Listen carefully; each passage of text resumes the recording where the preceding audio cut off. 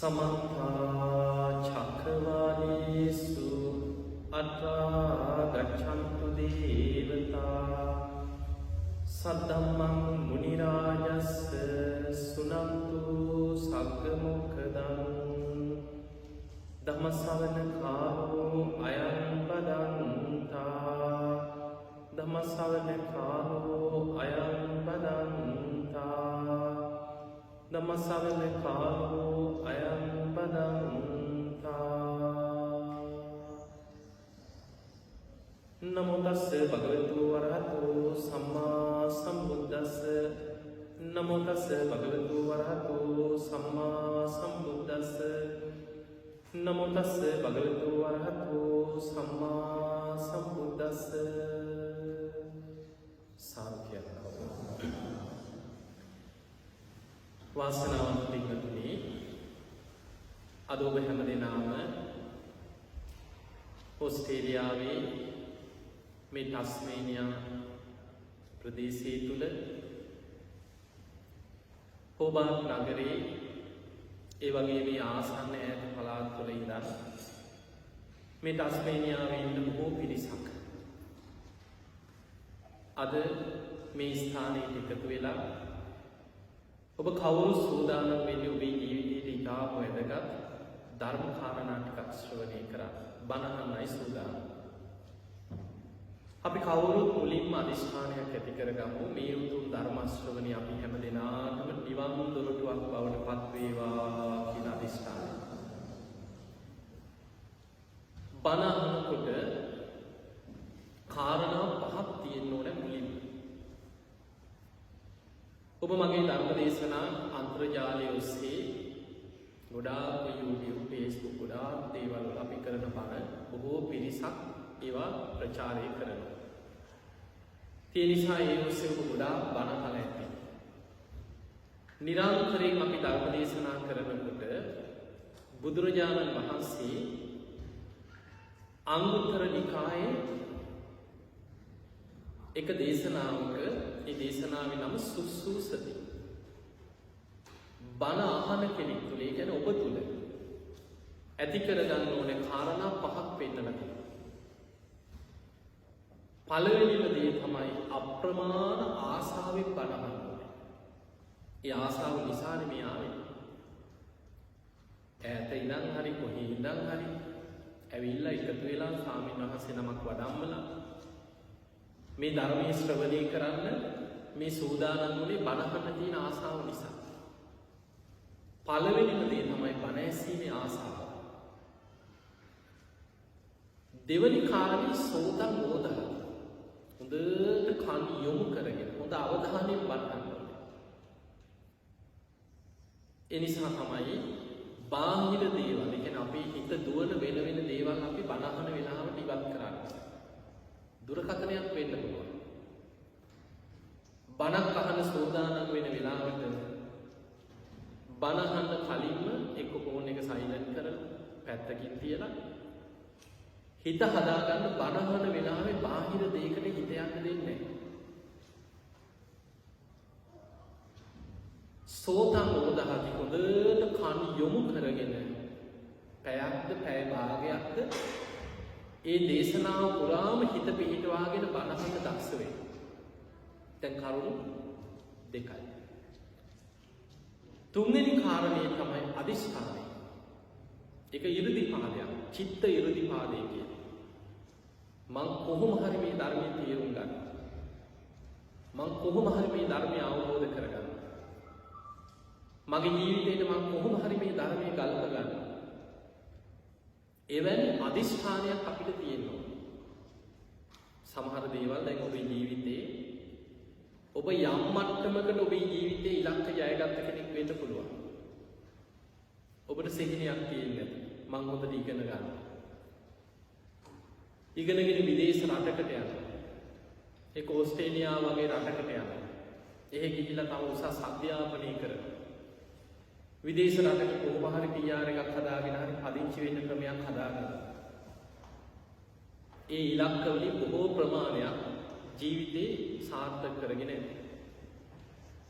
එතකොට අපි යම් ඉලක්කයක් තියාගත්තට පස්සේ ඒ ඉලක්කය තුල අපි කැප වෙනවා, මහන්සි වෙනවා, වීරිය වඩනවා.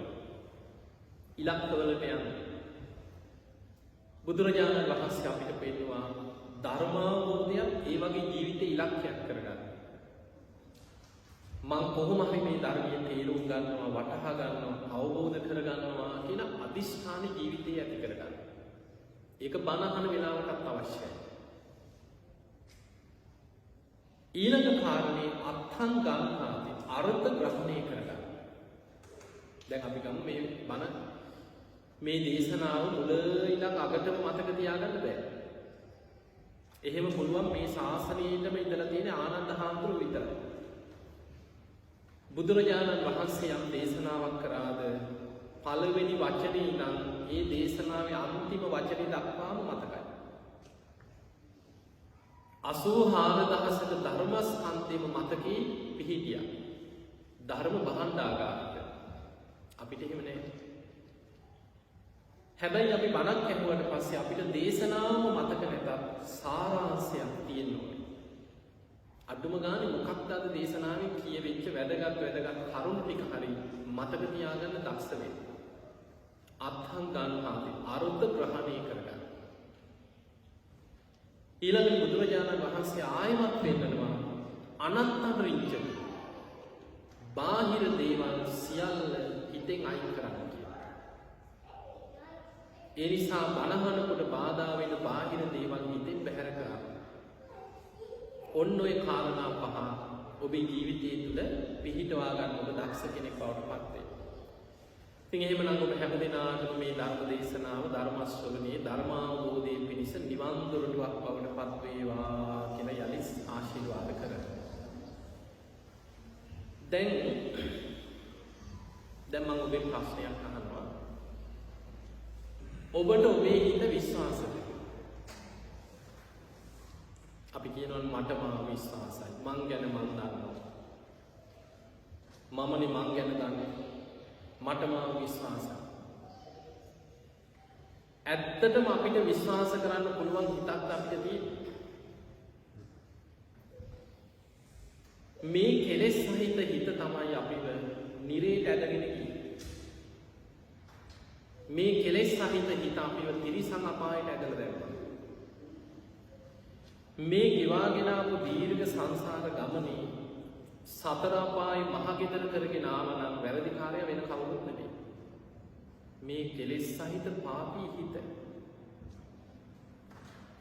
මේ හිත දමනය කරගන්න අපි කොච්චර උත්සාහ කරා. මොනතරම් මනසින් අපි පීඩා විඳිනවද? ඒ නිසා පින්වතුනි අපි විශ්වාස කරන්න ඕනේ ධර්මය. කෙලෙස් සහිත හිත නෙමෙයි. ධර්මයයි බුදුරජාණන් වහන්සේගේ ධර්මයේ විශ්වාස කරන්න. දැන් අපි ගත්තොත් සමහර වැරදිච්ච චරිත අපේ ජීවිතවල අපිට ඕන තරම් වැරදිලා ඇති. පස්සේ අපි පසුතැවෙන අපරාධ. එහෙම නොවුනා නම් හොඳයි කියලා කොච්චර හිතනවද? දැන් අපි දේවදත්ත හාමුදුරුවෝ ගැන දන්නවනේ. හැබැයි නිකන් අපිට මේ නම කියනකොට දේවදත්ත කියන නම ඇහෙනකොට අපිට මැවෙන්නේ පෞකාරී බුදුහාමුදුරන්ට පිළිහැර කරන බොහොම දුෂ්ට චරිතයක් හැටියට අපි ඔළුවේ මවාගෙන බොහෝ දෙනෙක් දේවදත්ත හාමුදුරන්ටත් නිකන් දේවදත්තයා කියන්නේ නිකන් හිතෙනුත් නිකන් වෛරයක් ඇති කරගන්න මිනිස්සු පවානේ. දේවදත්ත හාමුදුරන්ගේ ජීවිතේ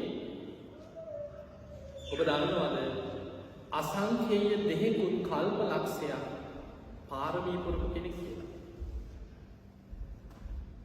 අසංඛේය දෙහෙකුත් කල්ප ලක්ෂයක් දාන සීල නෛෂ්ක්‍රම්‍ය ප්‍රඥා වීර්ය කාන්ති කියන්නේ ඉවසීම සත්‍ය අදිඨාන මෛත්‍රී උපේක්ඛා මේ පාරමී ධර්ම පාරමී හැටියට උපපාරමී හැටියට ඇස්සිස් මස්ලේ පවා දන් දීදී සසරේ උපපාරමිතා පුරලා තියෙනවා. පසේ බුදු වෙන්න නෙමෙයි පසේ බුදු කෙනෙක් වෙන්න. මේ දේවදත්ත හාමුදුරුවෝ හැබැයි වැරදුනේ ඔබ අහලා තියෙනවා සේරිවාණිජ ජාතකයේ අර හදාවලු වෙලින්දයි කතාව දන්නවා. ඔන්න ඔතනින් තමයි අපේ බෝසතාණන් වහන්සේත් එක්ක වෛරයක් ඇති වෙන්නේ. එදා ශාප කරා මං සංසාරේ උඹේ පස්සෙන් එනවා. මං උඹෙන් පලි ගන්නවා. ඔය වගේ බලන්න එක සාමාන්‍ය ජීවිතේ මිනිස්සුන්ට ප්‍රශ්න ආවම කෑ ගහලා අඬලා පොළොවට ගහලා පපුවට ගහගෙන අඬලා ශාප කරන අය නැද්ද? ඒවා අපි ඒ වෙලාවේ බරපතල විදිහට නොසිතුවට සංසාර වෛර වගේ දිගට යනවා ඊට පස්සේ. අපේ බෝසතාණන් වහන්සේ මුණ නොගැහිච්ච ආත්මවල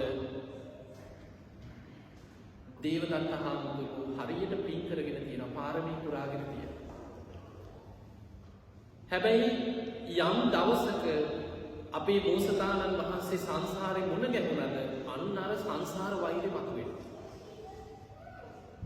ඒ වෛරය මතුවෙලා ඊට පස්සේ වෛර කරන්න පටන් ගන්නවා, ඊර්ෂ්‍යා කරන්න පටන් ගන්නවා, උන්වහන්සේට හතුරුකම් කරනවා. ඒවැ කර්ම රැස් කරගෙන අපායට වැටෙනවා ඊට පස්සේ. ඔය වගේ සසරේ අපේ බෝසතාණන් වහන්සේ මුණ ගැහිච්ච බොහෝ ආත්ම භාවවල උන්වහන්සේට ඊර්ෂ්‍යා කරා, වෛර කරා, උන්වහන්සේගෙන් පරිගන්න සැලසුම් කරා අර සංසාර වෛරය. උන්වහන්සේ මුණ නොගැහිච්ච ආත්ම භාවවල හොඳට පින් කරගෙන පාරමිත පුරාගෙන ඔහොම ඇවිල්ලා දැන් ඔබ හිතන්න දේවදත්ත හාමුදුරුවන්ගේ පැත්තෙන් නිකන් අපි නිකන් හිතමු යසෝදරාවගේ සහෝදරයා සුප්‍රබුද්ධ රජුවන්ගේ පුතා හැටියට ඉපදුණා. එතකොට තමන්ට රාජකුමාරයෙකුට කොච්චර ආසාවක් තියෙනවද රජ වෙන්න? සාමාන්‍යයෙන් මේ කාලේ වුණත් ඉන්දියාවේ ගත්තා 12 මහ ජනපද අතර බුදුරජාණන් වහන්සේ බොහෝ දේශනාවල පෙන්නනවා රාජකුමාරයෙකුගේ හිතේ හැම වෙලේම ඇති වෙන පැතුමක් කියනවා මං කවද්ද රජ වෙන්නේ? මං කවද්ද රජ වෙන්නේ? රජවෙන්න කොච්චර සැලසුම් හදනවා, සිහින මවනවා, උපක්‍රම යොදනවා, කුමන්ත්‍රණ කරනවා, රජ වෙන්න තියෙන ආසාව. දැන් සුප්‍රබුද්ධ රජුවන්ගේ පුතා තමන්ට පිය උරුමෙන්ම ලැබෙන්න තිබ්බ රජකම අතහැරලා පැවිදි වුණා. ඔබ හිතනවද කවුරුත් මේ අපාය යන්න කැමැත්තෙන් පැවිදි වෙනවා කියලා රජකම අතහැරලා? දේවදත්ත හාමුදුරුවෝ පැවිදි වුණේ අපාය යන්න? නැහැ. නිවන් දකින්න හිතාගෙන පැවිදි වුණා. අච්චර මාලිගාව, සැප සම්පත්, පංචකාම සම්පත්තිය ඕන තරම් භුක්ති විඳින්න පුළුවන් මාලිගාවල ඉඳලා ඒ සියල්ල අතහැරලා සිවුරක් පාත්‍රයක් අරගෙන අද වගේ නෙමෙයි ඒ කාලේ බොහොම දුෂ්කරයි. පින්දපාත යන තුන් සිවුරේ ඉන්නවා. දේවදත්ත හාමුදුරන්ගේ ජීවිතයේ සමහර වෙන දැන් අද දේවදත්ත හාමුදුරුවෝ හිටියොත් අද දේවදත්ත හාමුදුරන්ට පහදිනවා ඊට වඩා. ගොඩාක් මිනිස්සු පහදින්නේ බාහිර පෙනුමට. දේවදත්ත භික්ෂුවගේ ජීවිතේ පුරාම තුන් සිවුරෙන් කියනවා හිටියේ. පාංශකූල සිවුරු විතරයි පෙරෙන්නේ. එතකොට බලන්න රාජකුමාරී, රජවරු, සිටුවරු, මහා ධනවන්තයෝ වටිනා සිවුරු පූජා කරත් පිළිගන්නේ නැහැ. මලමිණි උතල දාලා විසි කරපු කුණු කාලවල තියෙන තැන් තැන් වල විසි කරලා දාලා තියෙන රෙදි කෑලි එකතු කරලා සිවුරක් හදාගෙන ඒක තමයි පුරවගත්තේ. ඊළඟට දැන් ලංකාව වගේ නෙමෙයි ඉන්දියාවේ ඔය සීතල කාලේ එනවා, රස්නි කාලේ එනවා. ඉන්දියාවේ යම් කිසි දේශගුණ වෙනස්කම් එනවා. දේවදත්ත හාමුදුරුවෝ කුටියකට ගියේ ගහක් යට හිටියේ. එතකොට හිතන්න සීතල කාලේ උතුම වීර්යකින් සීතලේ අර තුන් සිවුර පොරෝගෙන ඉන්න කුටියකට යන්නේ ගස් යට ඉන්න. රස්නේ කාලේ නෝ මැසි මදුරු පීඩා එනවා ගස් යටට වෙලා ඉන්න. තමන් ළඟ තිබුණා මම ජීවිත කාලෙම නිර්මාංශව ඉන්න ඕන කියලා දැඩි අදිෂ්ඨානය. ජීවිත කාලෙම ගහක් යටට වෙලා ඉන්න ඕන. කුටි වලට මම යන්නේ නැහැ කියලා අදිෂ්ඨානය. පින්ඩපාතෙන් විතරයි මම ජීවත් වෙන්නේ කියලා අදිෂ්ඨානයක් තිබ්බා. කොච්චර රජවරු සිටුවරු ප්‍රණීත දාන වලට ආරාධනා කරත් මාලිගාවට යන්නේ නැහැ. පිණ්ඩපාතෙන් විතරයි. තුන් සිවුරෙන් විතරයි ඉන්නේ. පාංශකූල සිවුරු විතරයි පුරවන්නේ. පහදින්නේ නැද්ද? එච්චර අමාරු ප්‍රතිපත්තියක් රැක්කේ අපාය යන්න හිතාගෙන නෑ. එතකොට බැලූ බැලමට දේවදත්ත හාමුදුරන්ගේ ප්‍රතිපත්ති දිහා බලනකොට නිකන් බුදුහාමුදුරන්ටත් වඩා සිල්වත් වගේ පේන්නේ. ඒ විදිහට තමයි හිටියේ. එච්චර රූක්ෂ ප්‍රතිපත්ති ආරක්ෂා කරගෙන හිටියා. ඒ නිසානේ අලුත පැවිදි වෙච්ච 500ක් දේවදත්ත හාමුදුරන්ගේ පැත්තට හැරුණේ. මෙන්න නියම ක්‍රමයේ ඉක්මනින් නිවන් දකින්න පුළුවන් කියලා. දේවදත්ත පිරිස නම්ම ගන්න පුළුවන් වුණේ ඒ නිසා. හැබැයි අච්චර රූක්ෂ ප්‍රතිපත්ති අනුගමනය කරත් අර සංසාර වෛරවල තියෙන භයානකම තමයි බෝසතාණන් වහන්සේ ගැන හිතේ ඇති වුණේ ඉරිසියාව. මතක තියාගන්න අපි සමහර වෙලාවට නොසිතුවට හොඳට බණ අහනවා, හොඳට පින්කම් කරනවා, හොඳට භාවනා කරන්න උත්සාහ කරනවා. හැබැයි අපේ හිත ඇතුලේ මේ ඉරිසියාව තව කෙනෙක් ගැන යම්කිසි කුහක සිතුවිලි පහස් සිතුවිලි උපදිනවා. අපි දන්නේම නෑ කාලයක් යනකොට අර තියෙන ගුණධර්ම සියල්ල විනාශ කරගෙන අර අකුසලයේ බලවත් වෙලා එනවා. දේවදත්ත කියන භික්ෂුවට අර ඇතිවෙච්ච ඉරිසියාව අන්තිමට ටික ටික හිත ඇතුලේ වර්ධනය වෙලා අර තිබිච්ච ගුණධර්ම ඔක්කොම නැති වුණා. මුල් කාලේ ධර්මයේ සඳහන් වෙනවා දේවදත්ත හාමුදුරන්ට පුණ්‍ය 이르දියක් පවා භාවනාවෙන් ඇති වුණා කියලා. අජාසත් කුමාරයා රැවටුනේ ඒ 이르දිය දැකලා ප්‍රාතිහාර පාන්නත් පුළුවන් කියලා. ලෞකික 이르දිය. මාර්ගඵල ලැබුවේ නෑ. ලෞකික 이르දිය ඇති වුණා භාවනාවෙන්. හැබැයි සංඝයා වේද කරන්න ඕනේ කියලා සිතනකොටම ඒ සියලු භාවනාවෙන් ඇතිවෙච්ච ලෞකික යම් 이르දියක් ඇද්ද ඒ සියල්ල පිරිහුණා කියන එක. ඒ සිතුවිල්ල එනකොටම අර තිබිච්ච කුසල් පිරිහිලා ගියා. අන්තිමට ඔබ හිතන්න දේවදත්ත කොච්චර පල්ලෙහාට වැටුණාද කියලා. අජාසත් කුමාරයව නොමග යවලා බිම්බිසාර රජුරුවන් මැරෙව්වා. මිනි මරණ මට්ටමට පල්ලෙහාට වැටුණා. මරවන්න සැලසුම් දුන්නා. බුදුහාමුදුරුවෝ මරන්න ඕන කියලා හිතුවා. දුනු ශිල්පීන් යෙදෙව්වා. රජුරුවන්ගේ දුනුවාය යෙදෙව්වා. නාලාගිරි අටාකුලප්පු කරලා එකක්වත් හරි කියේ නැති තැන මගේ අතින් හරි වැඩේ කරන්නත් කියලා ගලක් පෙරුවා බුදුහාමුදුරුවෝ. අච්චර ගුණධර්ම රැකගෙන හිටපු කෙනා අර ඉරිසියාව නැමැති අකුසලයේ හිත ඇතුලේ වැඩිලා වෛරයක්, ද්වේෂයක් බලවත් වෙලා කුසලුත් පිරිහිලා අච්චර පල්ලෙහාට වැටුනේ නැද්ද? අන්තිමට ආනන්තරී අකුසල් දෙකක් කරගත්තා. සංඝ වේදයයි බුදු කෙනෙක්ගේ ලේසෙලවි. දැන් මෙච්චර පල්ලෙහාට වැටිලා මේ තරම් අකුසල් කරගත්තත් මතක තියාගන්න සංසාරේ කරපු පින් නැති වෙනවා. ඒවා යටපත් වෙලා තියෙනවා. පාරමී පුරුදු කෙනෙක්. දේවදත්ත හාමුදුරන්ට අන්තිමට දැන් ගොඩාක් අයට ජීවිතේ වැරදිලා එක්ක ලෙඩ වෙලා එක තැන් වුණාට පස්සේ ඔන්න මොලේ පෑදෙනවා සමහරව. ලොකු විපතක් වෙලා අසරණ වෙනකොට සමහරුන්ගේ මොලේ පෑදෙනවා. සමහරු තනි වුණාට පස්සේ කාත් කවුරුත් නැතුව තනි වෙනකොට ඔන්න නුවණ පෑදෙනවා. අයියෝ මට මෙහෙම වුණේ මගේ වැරදි නිසාමයි කියන අය නැද්ද? ඉන්නවා. ඊළඟට මරණ මංචකේ. මරණාසන්න වෙනකොට ඔන්න කරපු අකුසල් හිතට ගලාගෙන එනකොට ඔන්න සමහරුන්ට චිත්‍රපටි පේනවා වගේ අර ඔක්කොම මතක් වෙනවා. දේවදත්ත හාමුදුරන්ගේ අන්තිම කාලේ හරි පව් කියලා හිතනවා. ඒ සමහර දේශනාවල තියෙන ඒවා කියවනවා. දේවදත්ත හාමුදුරන්ට අන්තිමට ලෙඩ වෙලා එක තැන් වුණාට පස්සේ බුදුරජාණන් වහන්සේට කරපු වැරදි, ඒ කරපු නොපනක්කම් හිතට ගලාගෙන එනකොට අනේ මට වැරදුනා කියලා පසුතැවෙන්න පටන් ගත්තා. ළඟ ඉන්න භික්ෂුන් වහන්සේලාට තමන්ගේ පැත්තේ හිටපු අයට කට්ටියට කතා කරලා කිව්වා උඹලා මට කරන එකම දේ තමයි මාව මට නැගිටලා යන්න බෑ. මාව ඇඳ පිටින් උස්සගෙන අනේ සවැත් නුවර ජේතවනාරාමයට එක්කරගෙන යන්න මට බුදුන් දකින්න ඕනේ කියලා. මට බුදුහාමුදුරන්ගේ සමාව ගන්න තියෙනවා. මං ගොඩාක් වැරදි කරා මට බුදුහාමුදුරුවෝ සමාව දෙයි.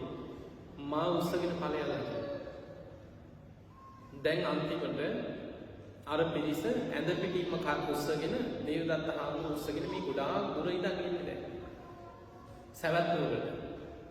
ඔය ආරංචි ආව සවැත් නුවරට අන්න මග ඉඳන් ඈත එනවා දැන් දේවදත්ත හාමුදුරුවෝ කට්ටියක් එක්ක ඇඳ පිටින්ම උස්සගෙන එක්කන් එනවා කියලා. ආනන්ද හාමුදුරුවෝ බුදුරජාණන් වහන්සේ ළඟට ගිහිල්ලා කිව්වා ස්වාමීනි භාග්‍යවතුන් වහන්සේ අන්න දේවදත්ත භික්ෂුව බුදුන් දකින්න බුදුහාමුදුරන්ගේ සමාව ගන්න කියලා හිතාගෙන අන්න ඇඳ පිටින්ම උස්සගෙන ලෙඩ වෙලා එක්කන් එනවා කියව සවැත් නුවරට. බුදුරජාණන් වහන්සේ වදාළ ආනන්දය දේවදත්තට තමන්ගේ මේ ඇස් දෙකින් ආයි බුදුන් දකින්න ලැබෙන්නේ නැහැ කියලා. බුදුරජාණන් වහන්සේට ගල් පෙරලලා ලෝහිත උපාද කියන ඒ අකුසලයේ කරගත්තද එතනින් පස්සේ බුදුන් දකින්න ආයි අවස්ථාවක් ලැබෙන්නේ නැහැ කියලා. දැන් දේවදත්ත හාමුදුරුවෝ උස්සගෙන එනවා සවැත් නුවර නගර සීමාවටත් ආවා. ආනන්ද හාමුදුරුවෝ ඇවිල්ලා කියන ඔන්න ස්වාමීනි දැන් ළඟටම ඇවිල්ලා ඔන්න සවැත් නුවරට ඇවිල්ලා ආයි ටික වෙලාවකින් පණවිඩ එනවා ජේතවනයේ හිට හැරෙන තැනටම ඇවිල්ලා ස්වාමීනි මේ ළඟ එනවා කොහොම උස්සගෙන ඇවිල්ලා ජේතවනයේ ඈතින් පේනකොට දේවදත්ත හාමුදුරුවෝ කිව්වා මේ දාඩිය දාගෙන මාව මේ උස්සගෙන ඇවිල්ලා බොහෝ දුරක් දූවිලි ඇඟේ පිරීලා බුදු කෙනෙක් ළඟට යනකොට මට නම් මෙහෙම යන්න බෑ. ඔය වතුර ටිකක් තියෙන තැනකින් තියාපල්ලා කීවා. මට මූණකට හොදගෙන ඇඟපත හොදගෙන බුදුහාමුදුරු දකින්න චුට්ටක් පිරිසිදු වෙලා යනවා. ජේතවනේ පෙඩි තමයි එතන තිබ්බට පස්සේ අර ඇඳේ පල්ලෙහාට අඩිය තියෙනකොටම විශාල ගිනි ජාලාවක් එක අපායට ඇදෙනවා. ඒ අපායට ඇදෙනකොට දේවදත්ත දැන් බලන්න විශාල ගිනි ජාලාවකින් පිච්චීගෙන අපායට යනකොට ජේතවනේ දිහා බලාගෙන කෑ ගහලා කිව්වා මම බුදුන් සරණ යනවා. මගෙන් වෙච්ච වැරදි වලට අනේ මට සමාව වෙන්න මම බුදුන් සරණ යනවා කියන කෑ ගහගෙන අපායට ගියා. එතකොට බලන්න ජීවිතේ කොච්චර දරුණු පලිගන්න වෛරයෙන් කේන්තියේ මොනවා කරත් අන්තිම මරණ මොහොතේ හරි තමන් බුදුරජාණන් වහන්සේ දිහා බලාගෙන කෑ ගහගෙන උන්වහන්සේ ඇසිරින් දකින්න ලැබුණේ ජේතවනේ දිහා බලාගෙන අනේ මම බුදුන් සරණ යනවා කියන අපායට ගියා. බුදුරජාණන් වහන්සේ වදාලා මහණෙනි දේවදත්ත මහා කල්ප එකක් මහා කල්පයක් අපාය පැහැෙනවා. මහා නිවි. එතකොට තාම මේ අපි මේ බණ කියනකොට තාම අපාය දැවෙනවා. හැබැයි මතක තියාගන්න ආනන්තරී අකුසලයක විපාකේ කල්පයක් විපාක දීලා අවසන් වෙනවා. හැමදාම මේ කර්ම විපාක කියන්නේ නිත්‍ය දේවල් නෙමෙයි. විපාක දීලා ඉවර වෙනවා. කල්පයක් අවසන් වෙන තැන අර ආනන්තරී අකුසලේ විපාක ගෙවල අවසන් වෙනකොට අපායෙන් උඩට එන්නේ අසංකේය දෙහෙකුත් කල්ප ලක්ෂයක් සසරේ කරපු පින මතු කරගෙන. දේවදත්ත අපායෙන් උඩට ඇවිල්ලා පසේ බුදු කෙනෙක් බවට පත් වෙලා අනාගතේ පිරිනිවන් පානවා කියන බුදුරජාණන් වහන්සේ බුදුමුවින් දේශනා කළා. මතක තියාගන්න බුදු කෙනෙක් බුදුමුවින් යමක් දේශනා කරා නම් අනාගතේ මෙහෙම වෙනවා කියලා ඒක විවරණයක්. නියත වශයෙන්ම දේශනා කරනවා නම් ඒකට කියනවා නියත විවරණයක්. මෙහෙම වෙන්නත් පුළුවන් නොවෙන්නත් පුළුවන් අන්න ඒ වගේ සැකයට කියනවා නම් අනියත විවරණ කියලා කියනවා. දැන් අපේ බෝසතාණන් වහන්සේ මනසින් බුදුබව ප්‍රාර්ථනා කර කර අසංකේය හතකුත් කල්ප ලක්ෂයක් සසරේ පින් කර ආවා කියනවා. ඒකට කියන්නේ මනෝ ප්‍රනිධානයේ පිරුවා කියන මනසේ පින් කරලා හිතෙන් හිතනවා. ඒ කාලේ බුදුරජාණන් වහන්සේලා මුණ ගැහිලා අනියත විවරණ නියත විවරණ නෙමෙයි. හිත දැකලා කියනවා ඔබ වීර්ය වඩාගෙන යන්න. ඔබට යම් දවසක ලෝතර බුද්ධත්වයට පත් වෙන්න පුළුවන් වෙයි. හරියටම කියන්නේ වීර්ය වඩාගෙන යන්න පුළුවන් වෙන්නත් පුළුවන්. එතකොට ඒවට කියන්නේ අනියත විවරණ. ඊළඟට නව සංකේය කල්පලක්ෂය වචනෙන් බුදු බව ප්‍රාර්ථනා කරා කියන සසරේ පින් කරලා වචනෙන් ප්‍රාර්ථනා කරනවා. අපිත් ඔය බෝධීන් වහන්සේලා ළඟට ගිහිල්ලා බුදුන් වැඳලා වචනෙන් කියන්නේ. ඒ වගේ අපේ බෝසතාණන් වහන්සේ සසරේ බුද්ධත්වයේ ප්‍රාර්ථනා කර අසංකේය 9 කල්පලක්ෂය වාක් ප්‍රනිධානීය පිරුවක් වෙන වචනෙන් බුදු බව ප්‍රාර්ථනා කරා. අන්න ඒ කාලවලත් මුණ ගැහිච්ච බුදුරජාණන් වහන්සේලා අනියත විවරණ දෙනවා. නියත විවරණ නෙවෙයි. ඔබ උත්සාහ කරන්න. ඔබ වීර්ය වඩාගෙන යන්න. ඔබට යම් දවසක අරමුණ කරා යන්න පුළුවන් වෙයි. එතකොට මතක තියාගන්න අසංකේය 16 කල්පලක්ෂය මනෝ ප්‍රනිධානයයි වාක් ප්‍රනිධානයයි පුරලා අවසන් වෙලා තමයි දීපංකර පාද මූලේ පළවෙනියටම නියත විවරණයක් ලබන්නේ සුමේද තාපසයන් වහන්සේගෙන්. එතනදී තමයි පළවෙනි නියත විවරණය ලැබෙන්නේ. මහණෙනි මේ සුමේද අනාගතයේ සාරා සංකේය කල්පලක්ෂයක් ගිය තැන ගෞතම නමින් සම්මා සම්බුද්ධත්වයට පත් වෙනවා. ඒක ඒකාන්තයෙන් වෙන දෙයක්. එදාට සාරිපුත්ත මොග්ගල්ලාන නමින් අග්‍ර ශ්‍රාවක යුවලකේ ශාසනය පහළ වෙනවා. ආනන්ද නම් වූ අග්‍රෝපස්ථායක කෙනෙක් පහළ වෙනවා. මේ තුන් ලෝකයාටම නිවන් මඟ දේශනා කරලා සම්බුදු කෘත්‍ය අවසන් කරලා උන්වහන්සේ අනාගතයේ පිරිනිවන් පානවා. බුදු කෙනෙක් නියත වශයෙන්ම කියනවා. ඒ වගේ මතක තියාගන්න අපේ බුදුරජාණන් වහන්සේ දේවදත්ත හාමුදුරුවෝ ගැන නියත වශයෙන්ම පසේ බුදු වෙනවා කියලා කරපු ප්‍රකාශයක් තියෙනවා. දැන් හිතන්න මේ සසරේ පින් කරගෙන පාරමී පුරාගෙන එනකොට ඉරිසියාව නිසා වෛරය නිසා සංසාර වෛරයක් නිසා දේවදත්ත හාමුදුරුවන්ට වැරදුනා. හැබැයි දැන් අපායේ වැටිලා ඒක විඳවනවා ගෙවනවා. අපායේ උඩට ඇවිල්ලා තව කල්පකින් හරි පසේ බුදු වෙනවා. දැන් අද අපි දේවදත්තට බැන ඉන්න අපේ අය නිකන් අපි කියන්නේ නිකන් සාමාන්‍ය නියෝග හිතන්න. තව කල්ප කීයක් කොහේ කැරකි යයි. ඒ නිසා අපි ඉන්නේ මහ භයානක තැන. තාම අපිට යම් පෙර පිනක් තියෙන නිසා නෙවෙයි බුද්ධ ශාසනය මුණ ගැහුණා තමයි. මනුස්ස ජීවිතේ ලැබුණා, බණ අහන්න ලැබුණා. මේ ලෝකයේ අනිත් මිනිස්සුත් එක්ක ගත්තාම අපි මහා පින්වන්ත පිරිසක්. හැබැයි මතක තියාගන්න සෝතාපන්න ඵලයටවත් පත් වෙන කල් ඔබ ඉන්නේ අනාරක්ෂිත තැනක. සක්විති රජ වුණා. මේ ලෝකෙම පාලනය කරන දෙතිස් මහා පුරුෂ ලක්ෂණ ඇති සක්විති රජෙක් වුණා. මරණින් මත්තේ දිව්‍ය ලෝක යනවා. ඇයි ලෝකයක් පංචශීලයෙන් පාලනය කරන පිණින් දෙව්ලොව උපදිනවා කියන එක නියතයක්. ඒක වෙනවා. මරණ සක්විති හැම සක්විති රජ කෙනෙක්ම මරණින් මත්තේ ආයු උපදී ඊළඟ ආත්මෙ උපදින්නේ දිව්‍ය ලෝකෙ. ඒක දේශනාවේ තියෙනවා. හැබැයි දිව්‍ය ලෝකේ බොහෝ කාලයක් ඉන්නකොට අර කරපු පින ගෙවිලා අවසන් වෙනවා. සක්විති රජ කාලේ කරපු පින් ගෙවිලා අවසන් වෙනවා. දිව්‍ය ලෝකේ පින ගෙවලා අවසන් වෙනකොට සෝවාන් වෙලාවක් නැත්නම් දෙව්ලොවින් චුත වෙලා ඊට පස්සේ නිරේ වැටෙන්න පුළුවන්. එතකොට සක්විති රජ නෙමෙයි නිරිසතා. දිව්‍ය ලෝකෙන් චුත වෙලා තිරිසන් ලෝකෙට වැටෙනවා. එතකොට තිරිසන. පෙරේත ලෝකෙට වැටෙන්න පුළුවන්. එතකොට පෙරේත. ඒ නිසා දෙතිස් මහා පුරුෂ ලක්ෂණ ඇති සක්විති රජෙක් වෙලා ඉපදුනා. ධර්මය අවබෝධ කරලා නැත්නම් ආයි වැටෙන්නේ සංසාරේටමයි. ඒ නිසා පින්වතුනි අපි මේ මොනවා කරා අපි ලෝකෙ කොහේ හිටියා ඕස්ට්‍රේලියාවේ නෙවෙයි ලෝකෙ මොන කෙළවරේ කොහේ ජීවත් වුණත් අපිට ලොකු අනතුරක් තියෙනවා. ඒ අනතුර තමයි දැන් මම මැරුණොත් කොහේ යන්නේ. නිකන් ඔබ ඉන්නකොට ඔක හිතන්න. සාමාන්‍ය ඔබේ ජීවිතයේ තුළ ඔබ එදිනෙදා ඉන්නකොට හිතන්න හදිස්සියවත් මම මෙහෙම ඉඳලා මැරුණා. මැරෙන්න පුළුවන් නේ, මේ මැරෙන්න වයසක් තියෙනවා. අපි කවුරුත් මැරෙන්නේ අවුරුදු 100ක් විතර ඉඳලා වයසට ගිහිල්ලා එහෙම එකක් නැහැ. මව් කුසේ මැරෙනවා. දරුවෝ උපදිනකොට මැරෙනවා.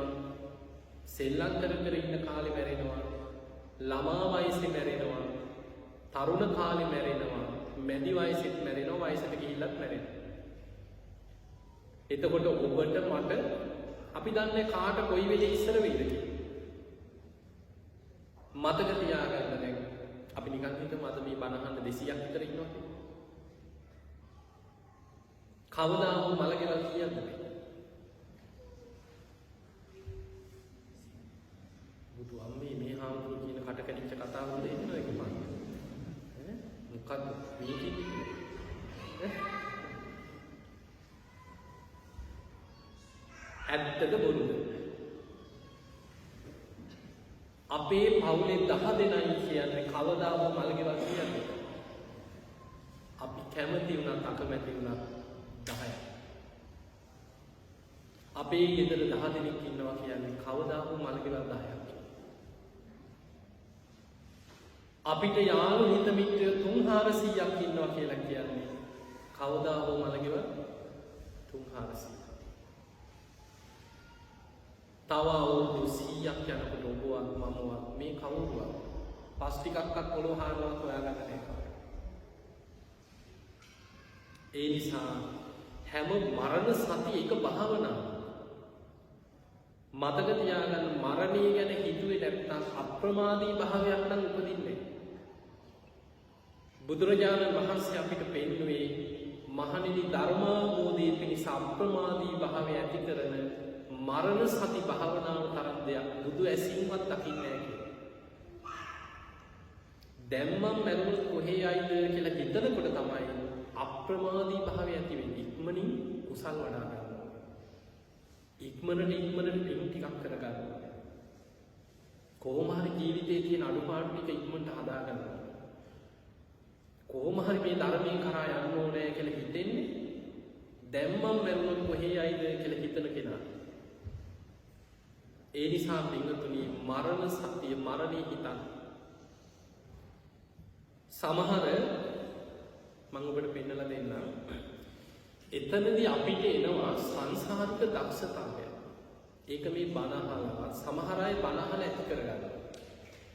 සමහර අය ජීවිතේට බණ අහලා නැහැ. බෞද්ධත් නෙමෙයි. බුදුහාමුදුරුවෝ ගැන දන්නේත් නැහැ. හැබැයි උපතින්ම මේ දක්ෂතාවය සමහරුන්ට තියෙනවා. ඔන්න බලන්න බුදුහාමුදුරන්ගේ කාලේ සමහර සිදුවීම් තියෙනවා. දවසක් ඔය නාදිකා කියලා ගමක ඒ කාලේ බුදුහාමුදුරන්ට ගොඩාක් වෛර කරා බමුණු දාක්මන ආගමික පිරිස. බුදුරජාණන් වහන්සේ 500ක් භික්ෂුන් වහන්සේලා එක්ක ග්‍රීස්ම කාලේ රශ්මි කාලේ අර ගම හරහා චාරිකාවේ යන ගමනක් යනවා. භික්ෂුන් වහන්සේලා 500ක් එක්ක චාරිකාවේ දුර ඈත ගමනක් වඩිනවා. අර ගමේ මිනිස්සුන්ට ආරංචි වුණා අන්න ශ්‍රමණ භවත් ගෞතම බුදුහාමුදුරුවෝ ඉස්සර කියලා තියෙන්නේ සමහර මේ විදිහට ශ්‍රමණ භවත් ගෞතම 500ක් භික්ෂුන් වහන්සේලා එක්ක අපේ ගම හරහා යන්නේ නෝ. දැන් එතකොට මේ බ්‍රාහ්මණ පිරිස බුදුහාමුදුරුවෝත් එක්ක තරහයි. මේ බමුණු එකතු වෙලා කතා වුණා අපි හොඳ පාඩමක් උගන්වන්න ඕනේ. රැස්වීමක් කියලා බමුණු ගෙවල් වල මිනිස්සු ඒ ගමේම මිනිස්සු එකතු කරලා ගම්පති කියලා ඉන්නවා. ඒ කාලේ ඉඳලා ඉන්නවා ගම්පතිය. ගමේ ප්‍රධාන නීතියක් පැනෙවුවා. එක ගෙදරකින්වත් දානි දෙන්නත් බෑ වතුර ටිකක්වත් දෙන්න බෑ. බුදුහාමුදුරන්වත් භික්ෂුන් වහන්සේලාටවත්. ගම්පතියගේ නීතිය. ග්‍රීස්ම කාලේ එදා බුදුහාමුදුරුවෝ නියමිත දවසේ චාරිකාවේ වඩිනකොට මේ නාදිකා කියන ගමට වැඩියා. හොඳටම රස්නේ පිපාසය ඇති වෙන දවසක්. ඒ වෙලාවේ භික්ෂුන් වහන්සේලාට පිපාසය ඇති වෙලා පින්නපාත ගියා. එක ගෙදරකින් වතුර ටිකක් දෙන්නේ සමහර බැනලා දොර වහගන්න. බුදුරජාණන් වහන්සේට පිපාසය ඇති වෙලා ආනන්ද හාමුදුරු පාත්‍රය අරගෙන යනවා. ඒත් වතුර ටිකක් දෙන්නේ. එක භික්ෂුවක් පිපාසයෙන් යනකොට ගෙවල් දෙක තුනකට ගියා කවුරුත් වතුර ටිකක්වත් දෙන්නේ නැහැ. ලින් පිදුරු දාලා වහලා. ගෙවල් ඇතුළට වතුර අරගෙන ලින් ටික වැහුවා. ලිඳකින්වත් වතුර දෙන්නේ නැහැ කියලා. ඔය අතරේ එක බමුණු ගෙදරක් ඉස්සරහා තරුණ කාන්තාවක් හිටියේ. රහතන් වහන්සේ නමක් පිපාසෙන් මිදුලේ හේම කලන්ත හැදිලා ඇදගෙන වැටුණා. අර ගේ ඇතුලේ හිටපු කාන්තාව හොරෙන් බැලුවා ගියාද කියලා. පාත්‍රය අරගෙන දැන් ගෙවල් වල දොරවල් වහගෙන ඇතුලේ හැංගිලා හිටියට නෑ වගේ සමහර හොරෙන් බලනවනේ. ඔය ලංකාවේ එහෙම ආධාර එකතු කරන්නේ. ගෙවල් ගානේ යනකොට දොරවල් වහගෙන හිටියට ජනේලෙන් හරි හොරෙන් බලන්න නැද්ද ගියාද කියලා. බලනවා. ඒ වගේ බලනකොට අනේ මේ මිදුලේ ඇදගෙන වැටිලා. අනුකම්පාවක් ඇති වුණා. බුදු ගුණ දන්නෙත් නැහැ, ධර්මයේ ගුණ දන්නෙත් නැහැ, සංඝයා ගැන දන්නෙත් නැහැ, බණ අහපු නැති කෙනෙක්. කවුරුණත් මිනිස්සේ පිපාසයෙන් කලන්තය හැදිලා මගේ ගේ ඉස්සරහ වැඩිච්ච කෙනෙක්. ඕන දෙයක් වෙච්ච දෙයක් කියලා ගේ ඇතුළට ගිහිල්ලා වතුර ටිකක් ගෙනල්ලා පාත්‍රයට වතුර ටික දාලා මූණටත් වතුර ටිකක් දීලා ගෙට ගිහිල්ලා දොර වහගත්තා. උන්වහන්සේ පැන් වළඳලා වැඩිය බුදුරජාණන් වහන්සේ සංඝයා රැස් කරලා කියනවා මහණෙනි ඉක්මනට මේ ගම අතහැරලා වඩින්න. මේ ගමේ වැඩි වෙලා රැඳුනොත් බොහෝ පිරිසක් අපාගාමී වෙනවා කියලා. බුදුරජාණන් වහන්සේ සංඝයා සමග වැඩියා. ඔය සිදුවීමෙන් පස්සේ ගම්පතියා ගමේ මිනිස්සු එකතු කරලා රැස්වීමක් කරනවා. ප්‍රගති සමාලෝචන රැස්වීම. දැන් හරි සතුටුයි. අපි තමයි පාඩම ඉගෙනන්නේ. එතකොට සමහරු කියන අපේ ගෙදරට ආවා අපි දුන්නේ අපි දොර වැහුවා අපි බැනලා දොර වැහුවා. කොහොම කියනකොට එක වයසක 100 කෙනෙක් නැගිටලා කිව්වා මගේ මේ දෑහින් දැක්කා කිව්වා අන්නර ගෙදර අසවල් කාන්තාව මේ අපේ බ්‍රාහ්මණ නීති කඩලා ශ්‍රමණේකට වතුර දුන්නා කියලා අපි දැක්කා කියලා. මං හැංගිලා බලාගෙන හිටියේ. දැන් ඇහෙන් දුටු සාක්ෂි.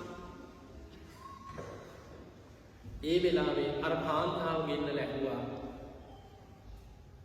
අන්තිමට ගම්පතියා දඬුවමක් නියම කරා බ්‍රාහ්මණ නීති කැඩුවට ගල් ගහලා මරන්න කියලා. එතකොට එහෙම නීති ඒ කාලෙත් තිබිලා තියෙන එක කාලේ රාජ දඬුවම් කාලේ ඒකේව තිබිලා තියෙනවා. දැන් ඔබ නිකන් හිතන්න පිපාසෙන් කලන්ත හැදිලා වැටිච්ච කෙනෙකුට වතුර ටිකක් දීලා උදව්වක් කරන්න ගිහලා දැන් අන්තිමට මොකද්ද මේ වුනේ? මැරුම් කන්න වුණා. ගල් ගහලා මරන්න ලෑස්ති වෙනවා. අත් දෙක පිටිපස්සට බැඳලා දඬුවම් දෙන තැනට ඇදගෙන ඇවිල්ලා බමුණු ගල් ගහන්න ලෑස්ති වෙනවා. දැන් ඔබ නිකන් හිතන්න කෙනෙක්ගේ හිත හදාගැනීමේ දක්ෂතාවය මම මේ කියන්නේ. අපේ ගම්වල ඉන්න හතර පොවෙට සීල් ගන්න. ඉතින් අපි දන්න අපේ ওই උපාසකම්මල ගැන නිකන් හිතන්නකනේ. පන්සල් වල සීල් ගන්න යන පින්කම් කරන. අපේ රටවල් වල එහෙම නීති නැහැ. නමුත් ඔය වගේ දෙයක් උපාසකම්ම කෙනෙකුට වුණා නම් හිත හදාගැනීම බැරිවෙන්නේ. අර හාමුදුරුවන්ට යැදගෙන මැරෙන්නේ එහෙනම්. මූට වැටෙන්න තරම් නැතුවද මගේ ගේ ඉස්සරහම ඇවිල්ලා ඇදගෙන වැටුනේ. ඔන්න වතුර දීලා මට වෙච්ච කෙනෙක්. ඕම් පින්කම් කරපු අපිට වෙන කරදර. කෝ අපිට බැලුවා. කෝ බුදුහාමුදුරුවෝ අපිට බැලුවා. බුදුහාමුදුරුවන්ටත් බැනගෙන ධර්මයටත් බැනගෙන අර හාමුදුරුවන්ටත් යටගෙන නෙමෙයි මැරෙන්නේ. අර බමුණු කාන්තාව හිත හදාගත්තා. වෙන මොකුත් ධර්මයක් දන්නේ හිත හදාගත්තා. මං කරේ යහපත් දෙයක්. ඕන දෙයක් වෙච්ච දෙයක් කියලා හිත හදාගත්තා. ගල් ගහන අයට වෛර කරෙත් නැහැ. තමන්ට දඬුවම දීපු කෙනාට වෛර කරෙත් නැහැ. බමුණු එකතු වෙලා ගල් ගහලා මැරුවා. මේක තියෙනවා විමානවත්වයේ මරණින් මත්තේ දිව්‍ය ලෝකෙ උපදිනවා. එතකොට බලන්න හිත හදා ගැනීමේ දක්ෂතාවය. මේක මේ බෞද්ධ වුණා කියලා ලැබෙන එකක් නෙමෙයි. ඔය ඔබ විමානවත්ව කියවනවා නම් ඒකේ හරියට තියෙන දිව්‍ය ලෝකෙ ඉපදිච්ච දෙවිවරුන්ගේ කතාව.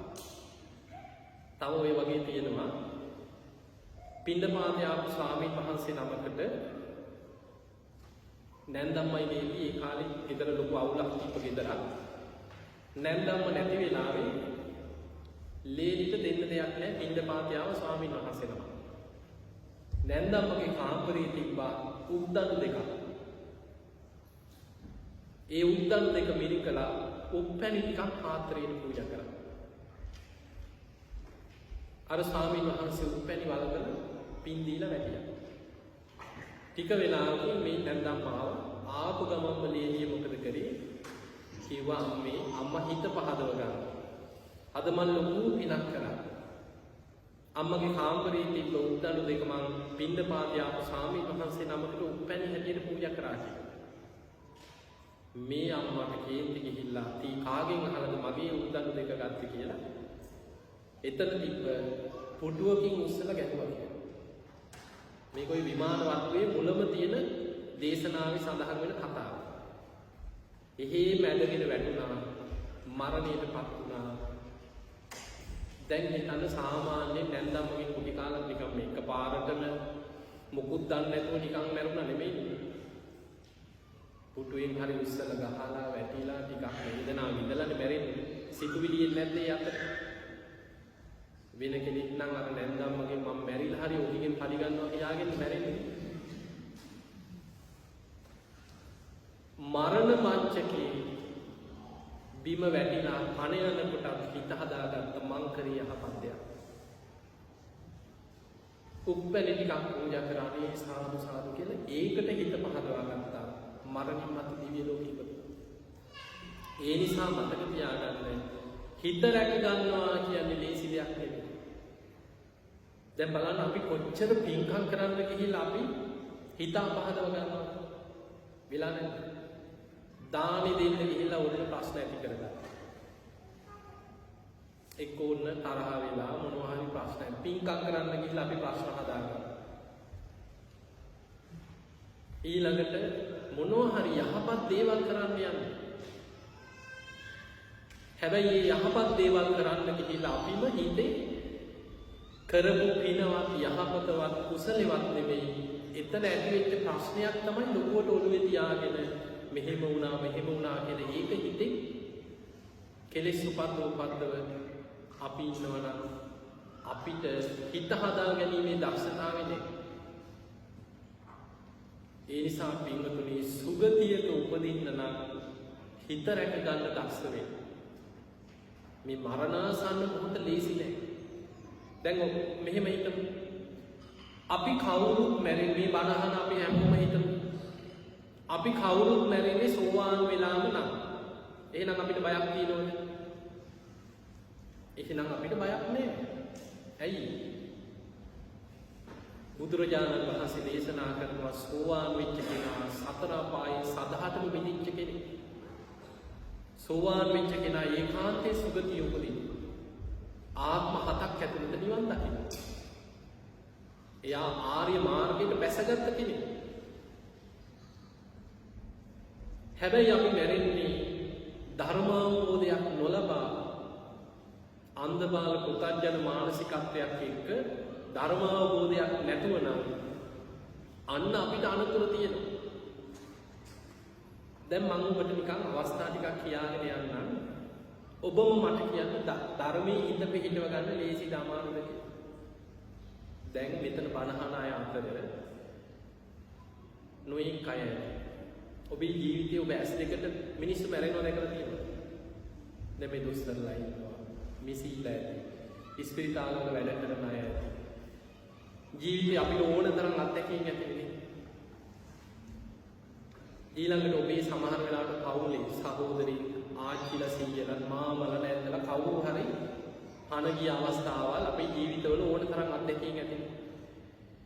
ඔබ දැකලා තියෙනවද කවුරු හරි පණ යනකොට අහෝ සැපක් අනේ බුදුම සනීපයක් මං යනවා කියලා එහෙම බොහොම සතුටින් hina වීගෙන බුදුම සතුටින්ද මැරෙන්නේ? නෑ. නිකන් ඔබ හිතන්න කොච්චර බණ අහලා ධර්මයේ දැනගෙන පින්කම් කරලා මොන ධර්මයේ ඉගෙනගෙන තිබුණා. නිකන් මිනිස්සු මැරෙන්නේ නැති. ඇක්සිඩන්ට් වෙලා මිනිස්සු මැරෙනවද නැද්ද? හැප්පිලා මිනිස්සු මැරෙනවා. සමහර පාරේ යනකොට වාහන වලින් හප්පගෙන යනවා. ඉස්සරහින් ඇවිල්ලා හප්පන්න පුළුවන්, පිටපස්සෙන් හප්පන්න පුළුවන්. පාර බයින්න ගිහලා මිනිස්සු හැප්පෙනවා. වාහන හැප්පිලා මිනිස්සු මැරෙනවා. සමහරු හැප්පිලා ලේ දාගෙන අතපය කැඩිලා ඉස්පිරිතාලෙට ගෙනියනකොට පණ යනවා. ඔබ හිතන්න එවැනි වෙලාවක ඇක්සිඩන්ට් එකක් වෙච්ච වෙලාවක සමහර වෙලාවට තුවාල ලේ දාගෙන ඉස්පිරිතාලෙට ගෙනිහිල්ලා වෛද්‍යවරු වට කරගෙන එක් ඔපරේෂන් කරනවා, එහෙම වට දානවා, මෙහෙම පපුව තලනවා. ඔය වගේ වෙලාවක ධර්මයේ හිත පිහිටව ගන්නවා කියන්නේ ලේසිද අමාරුද කියලා හිතන්න. නිකන් හිතන්න ලේසි. අමාරු. කොච්චර ධර්මයේ දැනගෙන හිටියත් අමාරු. ඊළඟට අපි නම් නිකන් හිතමනේ අපිට නම් එසේ නොවේවා කියලා. ගුටි කාලා බැරෙන්න බෑ. වෙන්න පුළුවන්. අහක යන අනුන්ගේ ප්‍රශ්න වලට පැටලලා ගුටි කාලා මැරෙනවා මිනිස්සු. රණ්ඩු බේරන්න කියන අනුන්ට ගහන කුණු පාරවල් වැදිලා මැරෙනවා. යම් වචන බොම්මාම් වෙලා ගුටි ගහගෙන මිනිස්සු මැරෙනවා. මුගලන් හාමුදුරන්ට 500ක් විතර වට කරගෙන ගැහුවා. ඒ නිසා අපි දන්නේ ජීවිතේ අද අපි මෙහෙම හිටියට මොන වගේ සංසාර කර්ම අපිට කැරකිලා ඉන්නේ කියලා. වට කරගෙන පොළු වලින් ආයුධ වලින් ගහනකොට ගුටි කාලා මැරෙනකොට ධර්මයේ සිහි කරන්න ලේසි තමයි. අවංකව හිතන්න. කතා කරන්න. ලේසි තමයි. අමාරුයි. ඊළඟට මිනිස්සු මැරෙනවා ගින්නෙන් පිච්චිලා මැරෙනවා. ඇඟිල්ලක් හරි පිච්චිලා තියෙනවද කවුද හරි? ඇඟිල්ලක් හරි පිච්චුණා නම් වේදනාව දන්නවද? මුළු ඇඟම ගිනි ගන්නකොට ධර්මයේ සිහි කරනවා කියන්නේ ලේසි තමයි. ගිනි තියාගත්ත මිනිහත් කෑ ගහ දුවනවා නෙමෙයි. මැරෙන්න කියලා ගිනි තියාගත්ත මිනිස්සු කෑ ගහ දුවනවා. ලේසි නෑ. ওই මිනිස්සු මැරෙන ක්‍රම මම මේ කියාගෙන යනවා. ඊළඟට සර්පෙක් දෂ්ට නිකන් සර්පයා දෂ්ට කරනකොටම එක පාට මන යනවා. දත වදිනකොටම නිකන් පටස් ගාලා මන යනවා. නෑ. අර විස ශරීර ගන්න වෙලා ඇදුම් දීලා වේදනාව විඳලා මිනිස්සු මැරෙන්නේ. මරණය ගැන හැම වෙලාවෙම හිතන්න. ඒක වේදනාව, දුක. තැති ගන්න වෙලාව. එවැනි වෙලාවක ධර්මයේ සිහි කරනවා කියන්නේ ලේසි දෙයක් නෙවෙයි. අපි නිකන් හිතමු ඉස්පිරිතාලෙක. ඔබට හිතෙන්න පුළුවන් ඔය කිසි කරදරයක් නෑ මේ ඉස්පිරිතාලෙක. නිදහසේ හොඳ ඇඳක වෛද්‍යවරු විසිලා වට කරගෙන. එහෙම පණ යන්න තියෙනවා. ඒ නිකන් මැරෙන්න දෙන්නේ නෑ. නහයෙන් බට දාලා. උගුරෙන් බට දාලා. පපුව තලන දැකලා තියෙනවා පපුව තලන මැරෙන්න. ඔය හાર્ට් මසාජ් එකක් එහෙම දෙනකොට බලන්න පපුව තලන හැටි. බලාගෙන ඉන්න මනුස්සයන් බය හිතෙනවා. කටු ගහනවා, ඉන්ජෙක්ෂන් ගහනවා, බට දානවා. ඔය ආකාරي නිකන් අපි ගම් නිකන් හදවත නතර වෙලා නිකන් මැරිලා වගේ නම. පපුවට කරන්ට් එක ගන්න දැකලා තියෙනවා නිකන් ටීවී එක හරි දැකලා ඉතින්. උඩ විසි වෙලා ඇඳට වැටෙන්නේ. පුළුවන් ද චුතිචිත හදාගන්න. ඒ නිසා මරණාසන්න මොහොත ලේසි නෑ. අපි මේ කොච්චර බණ අහලා කොච්චර ධර්මය ඉගෙනගෙන කොච්චර පින්කම් කර කර කොහොම හිටියත් ප්‍රායෝගිකව තමන්ගේ ජීවිතයේ අවස්ථාව අත්දකින්නකොට ලේසි නෑ. ඒ නිසා මොකද බොහෝ දෙනෙක් හිතන්නේ මන් දන්නවා මං ඒකේ වෙලාවට කරගන්නවා. ඔහොම කියනයි නේද? දැන් අපේ පවුල් වල එහෙම ඉන්න ගොඩාක් අයට සමහරවිට අපි කියනවනේ කොහොම කොයි වගේ පව්කම් කරන්න එපා, වැරදි වැඩ කරන්න එපා, අපායයි. එතකොට කියනවා මන් දන්නවා ඒකේ වෙලාවට චුති චිතන මං ඒ වැඩේ කරගන්න අම්බලගේ පාඩුවේ ඉඳපත මන් නිදන්නේ වැඩේ කරගන්න. ඒ නිසා මතක තියාගන්න බොහෝ දෙනෙක් මරණාසන්න වෙනකොට සිහි කල්පනාවක් නැහැ. ඔබ හොඳට බලන්න වර්තමානයේ මේ සිහිය රැකිලා තියෙන පෙර පිනකට. බොහෝ දෙනෙකුට වයසට යන්න යන සිහිය දුර්වල වෙලා සිහි කල්පනාව නැති වෙනවා. සමහර ඔබ දැකලා ඇති ඔහි විකාර කියෝ සිහිය දුර්වල වෙනකොට සමහරුන්ගේ සිතුවිලි පාලනය කරගන්න බෑ. කරපු අකුසල් චිත්තපටි වගේ හිතට ගලනවා. සමහරු දොඩවන්න කියවන්න ගන්නවා මම මේ වගේ පව්කම් කරා, මම මේ වගේ වැරදි වැඩ කරා, මම මේ වගේ අකුසල් කරා. එතකොට අපි කොච්චර කිව්වත් ඕවා හිතන්න එපා, ඕවා හිතෙන් අමතක කරන්න, බුදු ගුණ හිතන්න, කරපු පිනක් හිතන්න. ඒවා කොච්චර කිව්වත් එයාගේ මනසට ගලාගෙන ඉන්නේ අකුසලෙමයි. එයාගේ සිහිය දුර්වල වෙලා මනස පිරිහිලා. ඒ නිසා පින්වතුනි මරණාසන්න මොහොත කියන්නේ ඔබ මම අපි කවුරු නත්ති ජාත සමරණ ඉපදුනා නම් නොමැරී ඉන්න පුළුවන් ක්‍රමයක් නෑ. ඒකාන්තයෙන් කවදා කොතන කොයි මොහොතේ අපි කාට මොන විදිහට හරි ජීවිතේ මූණ දෙන්න සිද්ධ වෙන අවස්ථාව. හැබැයි අපි ධර්මයෙන් ශක්තිමත් වෙලා නැත්නම් මරණ මංචකේ අපි අන්ත අසරණ වෙනවා. කරුණු පහක් ඔබට කෙටියෙන් කියලා දෙන්න. මෙන්න මේ කරුණු පහ දියුණු කරනකොට, වඩනකොට, පුරුදු කරනකොට තමන් තුළ ඇති වෙනවා ආත්ම විශ්වාසය. මම නම් දැන් මරුණා සුගත. අන්නේ විශ්වාසය ඇති වෙනවා. මේක තියෙන්නේ සංයුත්ත නිකාය මහා නාම කියන සූත්‍රයේ බුදුහාමුදුරුවෝ පෙන්නනවා. මහා නාම කියන්නේ බුදුහාමුදුරුවන්ගේ ඥාති සාක්‍ය කුමාරයෙක්. ගිහි ජීවිතේ ගත කරගෙන අමුදරුවෝ හදාගෙන වෙළඳාම් කරගෙන ව්‍යාපාර කරගෙන හිටපු මිනිස්සෙක්. දවසක් බුදුරජාණන් වහන්සේ ළඟට ඇවිල්ලා මේ මහා නාම කියන ස්වාමීනි වහන්සේ ඒ කාලේ තමන්ව අඳුන්වලා දෙනවා මෙහෙම. කියනවා ස්වාමීනි වහන්සේ මම කාමභෝගී ගිහියෙක්. මට අමුදරුවෝ ඉන්නවා.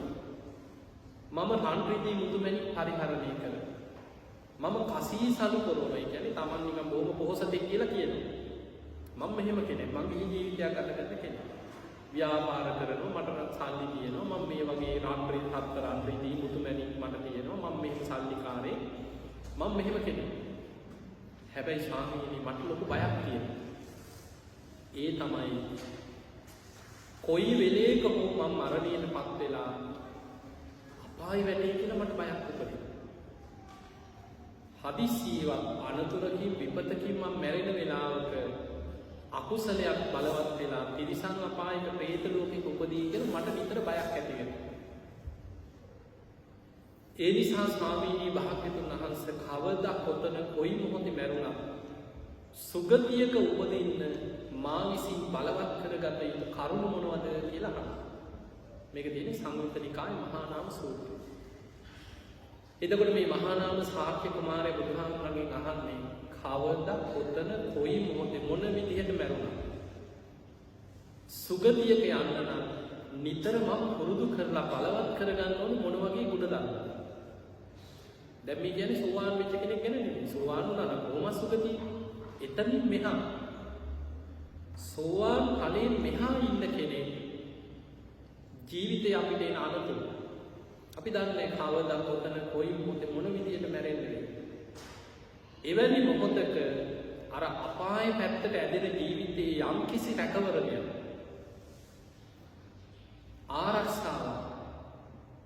අඩුම ගානේ සුගතිගාමීව හරි බේරෙන්න පුළුවන් ක්‍රමයක් හදාගන්නේ කොහොමද කියලා බුදුරජාණන් වහන්සේ කරුණු පහක් පෙන්නනවා. මහා නාම ඔබ නිතර බුදු ගුණ හිතනවා.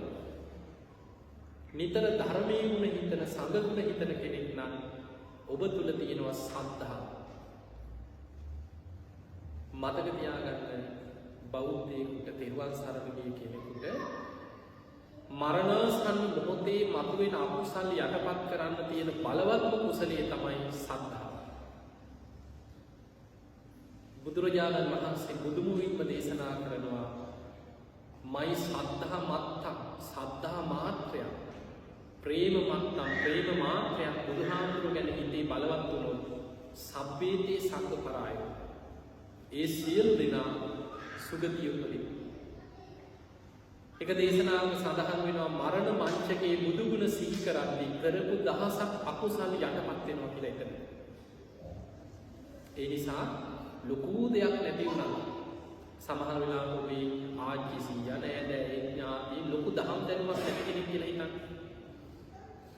ලෙඩ වෙලා එක තැන් වෙලා අන්තිමයි වගේ තේරෙනවා නම් අපිට කරන්න තියෙන කල්යාණ මිත්‍රයෙක් හැටියට පිළිහිද වෙන්න තියෙන ක්‍රමය තමයි අඩුම ගානේ බුදු ගුණ ටික හරි කනට කරලා කියන්නේ. සද්ධාවක හිත පිළිහිදවන්න. ඒ සද්ධාව මරණ මංචකේ මතු වුණොත් අකුසල යටපත් වෙලා අඩුම ගානේ ඊළඟ ජීවිතේ හරි සුගතියට යනවා. හැබැයි ගොඩාක් පව් කරපු කෙනෙක් නම් සුගතිය ගියා ටික කාලෙකින් හරි ආයෙ චුත වෙලා අපායකට වැටෙනවා. ඒ නිසා සුගතිය යන්න තියෙන ප්‍රධානම දේ පළවෙනිම දේ තමයි සද්ධාව. ඒ සද්ධාව ටික ටික හරි පුරුදු කරගන්න. ඔබ ලෝකෙ කොහේ හිටියත් ඉන්න ගෙදර හරි බුදුන් අදින්න. බුදු ගුණ සිහි කරා. උදේ නැගිටලා වැඩට යන්න ගියත් ඉගෙන ගන්න ගියත් රස්සාවකට යන්න ගියත් දවසේ තුනුරුවන් ගුණ සිහි කරා. නිදා ගන්න යනකොට තුනුරුවන් ගුණ සිහි කරලා සුගතියක හිත පිහිටව ගන්න. අර මෝර පිටිත මගේ දේශනාවක තියෙනවා බුදු මේ YouTube එකේ මෝර පිටිත ගැන කරලා. හරි බලවත් උදෑසන හවසට කියන ගාථා දෙකක් තියෙනවා. දවසේ පුදුම ආරක්ෂාවක්. ඒ වගේ ධර්මයේ ජීවිතේට ආරක්ෂාවක් හදාගන්න. දෙවැනි එක තමයි සිල්වත්. කවදා කොතන කොයි මොහොතේ මරුණා සුගතිය යන්න නම් අඩුම ගානේ පංචශීලයේ හරි රකින්න. ප්‍රාණඝාතයෙන් වළකින්න. හොරකමෙන් වළකින්න. වැරදි ජීවිත, සල්ලාල ජීවිත වලට පුරුදු වෙන්න එපා. ජීවිතේ අඩපාඩු හදාගන්න. වරදින්න පුළුවන්. හැබැයි යම් මොහොතක ධර්මයේ ලැබුණා නම් එතන ඉඳන් හරි හැදෙන්න. බොරුවෙන් කේලමින් ජීවත් වෙන්න එපා. සත්‍යවාදී වෙන්න. මත්පැන් මත්ද්‍රව්‍ය ඒවට පුරුදු වෙලා ටික ටික හරි බේරෙන්න. බණහන කාලයක් බණහනකොට නිකම්ම හැදෙන්න. සමහර අඩුපාඩු දැන් අපි ළඟට දැන් මම ඉස්සර ලංකාවේ ඉන්නකොට ගොඩාක් මිනිස්සු හම් වෙන්න දවස් දෙකක් වෙන් කරලා තිබ්බා. নানা ප්‍රකාර ධර්මෝ චරිත එක එක එනවා. සමහර අම්මලා අරගෙන ඉනවා මත් කුඩු වලට ඇවිල්ලා අය. සමහර මොයික් වැරදි කරපු අය මම බන්ධනාගාරවල මේ ලංකාවේ හැම තැනම එක එක ජාතියේ নানা ප්‍රකාර මිනිස්සුන්ට බණ කියලා තියෙනවා. හැබැයි සමහර අය අපි දන්නවා ඒ අය ගොඩාක් අඩුපාඩු තියෙනවා. හැබැයි ආපු ගමන් සිල්වත් කරන්න ලෑස්ති වුණොත් ආයෙ එන්නේ නැහැ. අපි කියන්නේ බණ අහන. බණ අහගෙන යනකොට තමන්ගේ අඩුපාඩු තමන්ම හදාගන්න. ආයි කවුරුත් කියන්න ඕනේ නැහැ. මේක කරන්න එපා, මේක කරන්න එපා, මේක වැරදි, ඔයා මේක කරන්න එපා. කවුරුත් අවවාද දෙන්න ඕනේ නැහැ. බණ අහගෙන යනකොට තමන්ගේම අඩුපාඩු නිකම්ම තමා තුළින්ම නිවැරදි වෙනවා. කුසල් කියන්නේ මොනවද, අකුසල් කියන්නේ මොනවද කියලා බණ අහන කෙනාට කාලයක් යනකොට හොඳට වැටහෙනවා. පින්පව් හොඳ නරක තමන්ට තේරෙනවා. වෙනදට වඩා අපායමයි දැනෙනවා. අකුසලයේ ආදීනව තේරෙනවා. එතකොට කවුරුත් කියන නිසා නෙමෙයි, දැනෙන නිසා, වැටහෙන නිසා අවබෝධයෙන්ම අකුසලෙ පළකිනවා. ඒ නිසා කාලයක් බනහගෙන යන්න නොසිතන විදිහට ජීවිතේ අඩුපාඩු හැදෙන වෙනස් වෙනවා. ඒ නිසා පින්වතුනි පුළුවන් තරම් උත්සාහ